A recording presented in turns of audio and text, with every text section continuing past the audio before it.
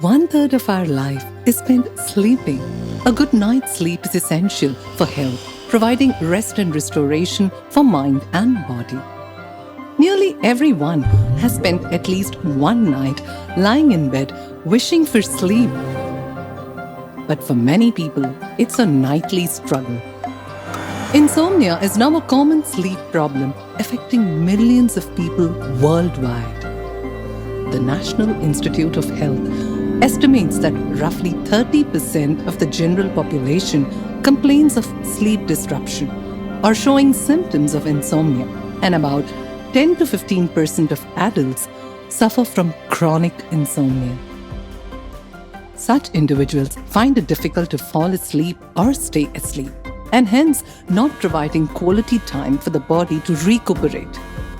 The negative effects can be devastating, like high blood pressure, obesity, depression, poor concentration, fatigue, anxiety, and much more. A study at the University of Pennsylvania has shown that extended periods of sleeplessness can lead to irreversible brain damage. Sleeping pills can seem like the perfect cure for insomnia, but it doesn't cure insomnia, and you need higher and higher doses every time. Insomnia has one root cause: stress.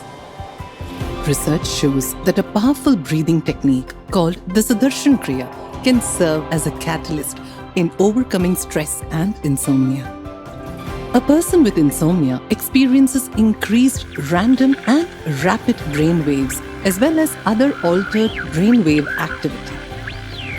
This hyperarousal of the brain contributes to the difficult nighttime sleep, a pattern of insomnia. Sudarshan Kriya has proven to bring positive changes in the frequency of these brainwaves without any side effects, and thus gradually curing all symptoms of insomnia and improves the quality of sleep.